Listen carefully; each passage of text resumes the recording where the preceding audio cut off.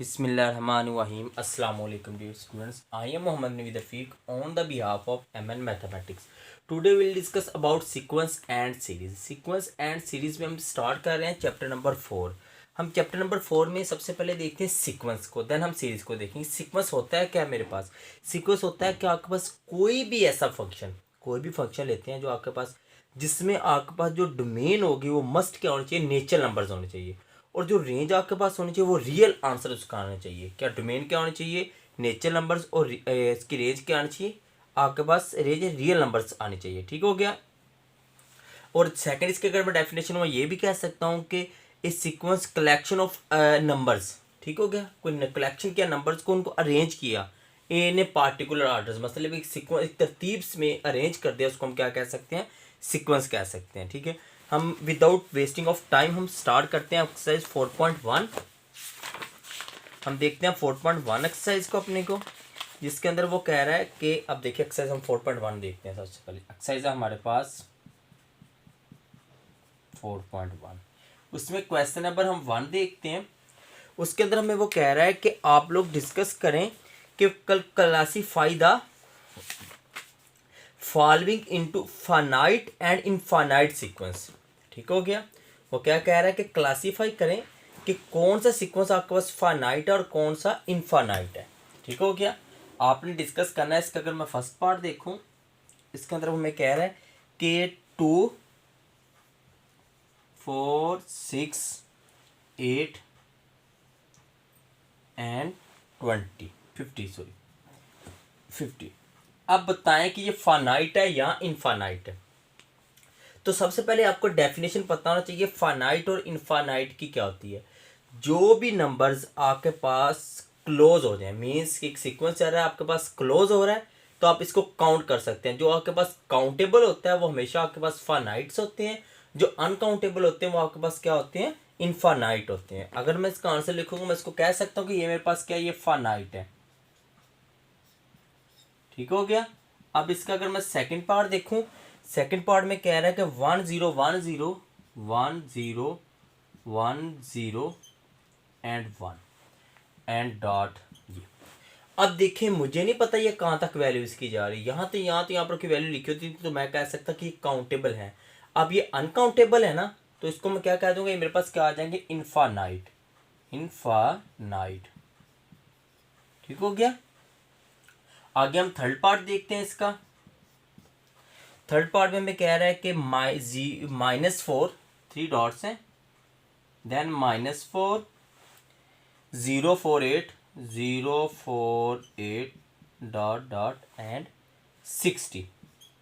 अब देखिए, अगर मैं राइट साइड पे देखूं तो ये 60 हो रहा है, मतलब ये क्लोज हो रहा है, तो ये काउंटेबल हो गया. अगर मैं लेफ्ट साइड पे देखूं तो ये 3 डॉट्स है, मतलब ये अनकाउंटेबल है. ठीक हो गया. इसकी मुझे वैल्यू नहीं पता, ये लामहदूद वैल्यूज इसकी हो सकती हैं. अब मैं यहाँ पर काउंटेबल तो नहीं ना वैल्यू इसकी, तो मैं इसको ये क्या कह सकता हूँ कि इनफानाइट हो जाएगी. क्या हो जाएगा मेरे पास, इनफानाइट. अगर हम फोर्थ पार्ट इसका देखते हैं, फोर्थ पार्ट में हमारे पास है 1 -1/3 1/9 and -1/27 and dot so on -1/2187. अब देखें ये क्या है मेरे पास, फाइनाइट है इनफाइनाइट है. तो मुझे ये देखें, ये क्लोज हो रहा है, मीन्स कि ये काउंटेबल है. जो चीज़ काउंटेबल होती है वो हमेशा आपके पास क्या होती है, फाइनाइट होती है. जो अनकाउंटेबल होते हैं वो हमेशा आपके पास क्या होता है, इनफाइनाइट. तो मैं कह सकता हूँ ये मेरे पास क्या आ जाएंगे, फाइनाइट आ जाएंगे. ठीक हो गया. ये आपके पास का फर्स्ट क्वेश्चन, जिसके अंदर कह रहा था आप इसकी फाइनाइट या इनफाइनाइट टर्म्स फाइंड आउट करें कि फाइनाइट कौन सी है और इनफाइनाइट कौन सी है. तो हमने इसमें बता दिया कि सिंपल जो आपके पास काउंटेबल होते हैं फाइनाइट होते हैं, जो आपके पास अनकाउंटेबल होते हैं वो इनफाइनाइट होते हैं. आगे हम चलते हैं क्वेश्चन नंबर 2 की तरफ. क्वेश्चन नंबर 2 में देखते हैं हमें वो क्या कह रहा है. क्वेश्चन नंबर 2 में कह रहा था फाइंड द फर्स्ट 4 टर्म्स. क्या करें, फाइंड करें फर्स्ट 4 टर्म. आपके पास कोई भी सीक्वेंस गिवन होगा, ठीक हो गया, उसकी आपने जस्ट फर्स्ट 4 टर्म्स को फाइंड आउट करना होगा. ठीक हो गया. फर्स्ट फोर टर्म कोई भी इसकी जनरल टर्म फाइंड आउट करनी होगी। जैसे कोई भी जनरल वैल्यू आपके पास आ सकती है। अगर मैं इसका फर्स्ट पार्ट देखूँ, मेरे पास लिखा हुआ है, हम फर्स्ट पार्ट इसका देखते हैं। हमारे पास वैल्यू है n into n plus 1 divided by 2। ठीक हो गया। अब देखें, ये मेरे पास एक जनरल टर्म है, इसकी कहता है फर्स्ट फोर टर्म फाइंड करें। तो लेट मैं इज इक्वल टू करता हूँ ए एन, जनरल टर्म है तो ए एन के इक्वल रख लिया, n into n plus 1 divided by 2। अब हम क्या करेंगे, पुट करेंगे n इज इक्वल टू 1, तो ए वन फर्स्ट टर्म आ जाएगी, 1 इंटू 1 प्लस 1 डिवाइडेड बाई 2। तो मेरे पास इसका क्या आंसर आ जाएगा, 2/2, तो 1 इसका आंसर आ जाएगा। पुट कर दूंगा n इज इक्वल टू 2, तो 2 प्लस 1 3, 3 2 जार, मतलब 2 into 2 plus 1 divided by 2। 2 2 jar 2 1 2 plus 1 3, 3 2 jar 6, 6/2, 3 इसका आंसर आ गया।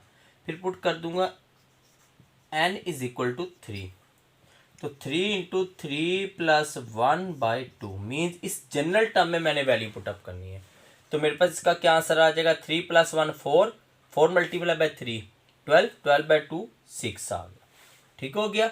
अब नेक्स्ट हमने क्या निकालनी है, टर्म फोर टर्म निकालनी है। तो पुट क्या कर देंगे, n इज इक्वल टू 4, तो a4 is equal to 4 into 4 plus 1 divided by 2। तो a4 is equal to 4 plus 1 5, 5 multiply 4 20, 20/2 10 आ गया इसका आंसर। ठीक हो गया। ये फर्स्ट फोर टर्म इसकी आ गई। सिंपल, हमने n की जगह पहले 1 पुट कर दिया तो फर्स्ट टर्म आ गई, n की जगह 2 पुट कर दिया तो सेकंड टर्म आ गई, n की जगह हमने 3 पुट कर दिया तो थर्ड टर्म आ गई, तो n की जगह 4 पुट किया तो हमारे पास फोर्थ टर्म आपके पास आ गई। उसने कहा था सिंपल इसकी फोर्थ टर्म फाइंड आउट करें। अभी नेक्स्ट हम इसके सेकंड पार्ट की तरफ चलते हैं। उसमें क्या है हमारे पास,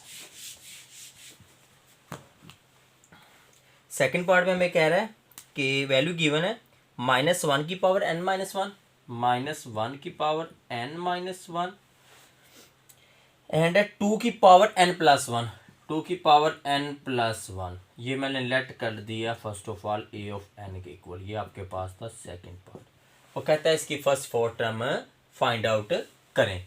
तो पहले सबसे पहले मैंने a की n की जगह 1 पुट किया, तो -1 की पावर 1 माइनस 1, 2 की पावर 1 प्लस 1। ठीक हो गया। -1 की पावर 1 माइनस 1 0, किसी भी वैल्यू की पावर 0 तो हमेशा आंसर क्या आता है इसका 1 आता है। तो 1 डॉट 2 की पावर 2 4 आ गया, तो इसका आंसर क्या बन गया 4 आ गया। अब n की जगह क्या पुट कर दिया मैंने 2, तो -1 की पावर 2 माइनस 1 और 2 इंटू 2 प्लस 1। -1 की पावर 2 माइनस 1 तो 1 आ गया। तो नेगेटिव की पावर अगर ऑड आ जाए तो आंसर हमेशा क्या आता है नेगेटिव आता है। ठीक हो गया। 2 प्लस 1 3, तो 2 की पावर 3 क्या आता है 8 आ गया आपके पास। अब n की जगह हमने क्या पुट कर दिया 3, तो -1 की पावर 3 माइनस 1, 2 इंटू 3 प्लस 1। -1 की पावर आ गई 3 माइनस 1 2, तो किसी भी नंबर की पावर इवन आए, नेगेटिव नंबर की पावर इवन आए तो आंसर क्या होता है पॉजिटिव होता है। तो 1 पॉजिटिव का आ गया, इसको लिखने की जरूरत नहीं है आपके पास, क्योंकि यहाँ से इससे 2 से मल्टीपल हो रहा है ना, तो पहले इसको सिंप्लीफाई कर देते हैं। तो पॉजिटिव का 1 आ गया, साथ में मल्टीपल हो रहा है 2 की पावर 4 16 आ गया। अब पुट किया n की जगह हमने 4, क्या पुट किया n की जगह हमने 4, तो -1 की पावर 4 माइनस 1, 2 की पावर 4 प्लस 1। -1 की पावर क्या बन गई 4 माइनस 1 3, तो नेगेटिव आ गया आपके पास। 2 की पावर 5 क्या होता है आपके पास 32, तो ये आपके पास इसका क्या आ गया आंसर आ गया। और इसके हमने फोर टर्म फाइंड आउट कर ली। नेक्स्ट हम इसका थर्ड पार्ट देखते हैं।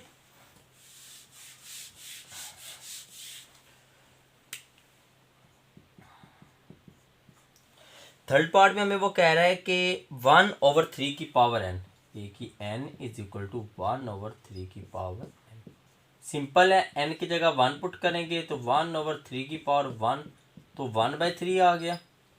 n की जगह 2 पुट करेंगे 1/3 की पावर 2, 1 की पावर 2 1 ही होता है, 3 की पावर 2 9 आ गया। a की जगह 3 पुट करेंगे तो 1/3 की पावर 3, 1 एज इट इज़, 1 का क्यूब 1 ही होता है, 3 का क्यूब 27 आ गया। एक n की जगह 4 पुट करेंगे तो 1/3 की पावर 4 आ गया। तो 1/3 की पावर 4 कितना होता है 81 होता है। तो ये आपके पास इसकी 4 वैल्यूज़ आगे। ठीक हो गया, सिंपल है। सीक्वेंस ही आपने फाइंड करना था। ये देखिए 1/3, 1/9, 1/27 और 1/81, ये आपके पास फर्स्ट 4 टर्म इसकी फाइंड आउट होगी। ठीक हो गया। अब इसका हम 4 पार्ट देखते हैं।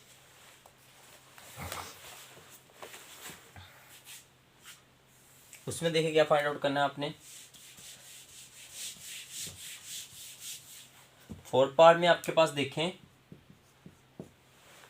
4 पार्ट में आपके पास आ रहा है ए की n into n minus one, n into n minus one, n minus two over 6। ठीक हो गया, ये आपके पास आ रहा है। ओवर क्या आ रहा है, 6, ये आपके पास आ रहा है। सेम इसको मैंने ए के एन के इक्वल कर दिया। वो कहते हैं इसकी फर्स्ट 4 टर्म फाइंड आउट करें।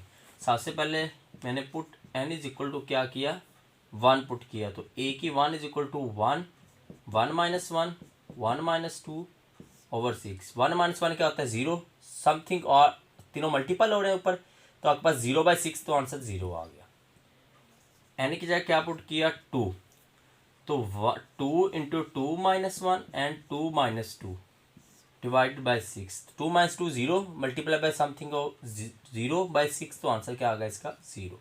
फिर n की जगह क्या पुट किया, 3, 3 इंटू 3 माइनस 1, 3 माइनस 2 ओवर आ गया 6। 3 माइनस 1 2 डॉट 1 डिवाइडेड बाई 6, 6/6 1, इसका आंसर आ गया। n की जगह हमने क्या पुट कर दिया, 4, 4 इंटू 4 माइनस 1, 4 माइनस 2 डिवाइडेड क्या आ गया इसका, 6 आ गया। देखिए 4 dot 4 minus 1 3, 4 minus 2 2 divide by 6 आ गया। 3 2 6, ये इससे कैंसिल आउट हो गए, तो मेरे पास इसका आंसर क्या आ गया, 4 आ गया। तो मेरे पास इसका क्या आंसर आ गया, 0 0 1 एंड 4। और ये क्वेश्चन नंबर 2 में आपने यही चीज़ की, सिंप्लीफाई करके इसकी वैल्यू फाइंड आउट करनी थी, और ये आपने इसकी वैल्यू फाइंड आउट कर ली। नेक्स्ट हम देखते हैं अपना next question. Okay dear students, हम नेक्स्ट क्वेश्चन की तरफ चलते हैं, क्वेश्चन नंबर 3। उसमें देखते हैं हमने क्या फाइंड आउट करना है। क्वेश्चन नंबर 3 में वो कह रहा है, 3 में वो कह रहा है कि write down the nth term of the sequence. n term तो आपने इसकी क्या करनी है, फाइंड करनी है। ठीक हो गया, n टर्म फाइंड करनी है, किसकी, सीक्वेंस की। ठीक हो गया, आपने क्या करना है, फाइंड nth टर्म। अब आपके पास कोई भी सीक्वेंस होगा, आपने इसकी लास्ट वाली टर्म फाइंड आउट करनी होगी। अगर हम इसके फर्स्ट पार्ट की तरफ देखें, सबसे पहले हम अपना फर्स्ट पार्ट देखते हैं। फर्स्ट पार्ट में जैसे कह रहा है कि 1/2, 2/3, 3/4 डॉट सो ऑन। अब देखिए सबसे पहली बात है कि आपके पास उसने बता दी कि इसने एन टर्म फाइंड करनी है। ये इनफाइनाइट सीक्वेंस था, लेकिन उसने कह दिया इसकी एन टर्म आप फाइंड करें जस्ट। तो एन टर्म फाइंड करने, देखिए 1 2 3, 3 का क्या आ जाएगा 4, 4 का क्या आ जाएगा 5, 5 का क्या आ जाएगा 6। तो एन की जगह एन आ जाएगा, ऊपर तो एन बनेगा, सीक्वेंस चल रहा है ना 1 2 3, कहाँ तक जाना है, एन तक। डिनोमिनेटर में देखिए ये जनरल है आपके पास, 2 अगर 1 है ऊपर तो नीचे क्या है 2 है, अगर 2 ऊपर तो नीचे क्या है 3 है, अगर 3 ऊपर है तो नीचे क्या है 4 है। मतलब नीचे वाली टर्म ऊपर वाली टर्म से एक ज्यादा है, तो नीचे क्या आ जाएगा n+1। तो ये आपके पास क्या आ जाएगी, an टर्म आ जाएगी। ठीक हो गया। सेकंड इसका जो मेथड है वो आपके इस एक्सरसाइज में नहीं है, वो नेक्स्ट एक्सरसाइज में है। तो हम उसमें नेक्स्ट एक्सरसाइज में अर्थमेटिक प्रोग्रेशन होता है, वो हम नेक्स्ट एक्सरसाइज में करेंगे। अभी ये जनरल टर्म है तो हम जनरल टर्म इसकी फाइंड आउट कर दें। दोबारा देखिए हमने सिंपल इसमें क्या करना है कि देखिए 1 2 3 एक नेचुरल नंबर आपके पास 1 से स्टार्ट हो रहे हैं, चल रहे हैं, कहाँ तक जाने चाहिए, एंड टर्म तक। तो एंड पे टर्म कौन सी आ गई, n। अब नीचे देखिए 2 है, 2 के नीचे आगे क्या है 3, 3 से नीचे आगे क्या 4, मतलब 1 ऊपर 1 है तो नीचे 2 है, ऊपर 2 है तो नीचे 3 है, मतलब नीचे वाली टर्म ऊपर वाली टर्म से एक ज्यादा है। तो यहाँ पर आपके पास क्या आ गया, n+1 आ गया, और ऊपर आपके पास क्या आ गया, n आ गया। हम सेकेंड पार्ट देखें तो मेरे पास लिखा हुआ जैसे 2 माइनस 4, 6 -8 एंड 10, ये आपके पास लिखे हुए हैं। अब देखिए इसमें 2 -4 6 -8 एंड 10। अब इसमें देखें आपने इसकी क्या करनी है, एन टर्म फाइंड करनी है। पहली बात है कि आपके पास जो एन टर्म आएगी, देखिए 2 है, 2 का आगे 4 आ रहा है, 4 का क्या आ रहा है 6 आ रहा है, मीन्स कि आपके पास आ जाएगी, अगर मैं सब में से 2 2 देखूँ तो 1 2 3 अगर मैं 2 कॉमन ले लूँ फॉर एग्जांपल, तो 1 2 3 4 5 से नहीं बनता सबके पास, मतलब आपके पास ये क्या होगी 2 n टर्म बनती है। अगर नहीं समझ दोबारा देखें, सिंपल 2 अगर मैं कॉमन ले लूँ सब टर्मों में से, तो यहाँ पर क्या रह जाएगा 1, यहाँ पर क्या है 2 3 4 5, तो मतलब क्या होगी n टर्म होगी। लेकिन इसके साथ क्या आ जाए आपके पास, शुरू में मैंने क्या कहा कॉमन ले लेंगे 2 आ गया, ये चीज़ तो सिंपल आ गई।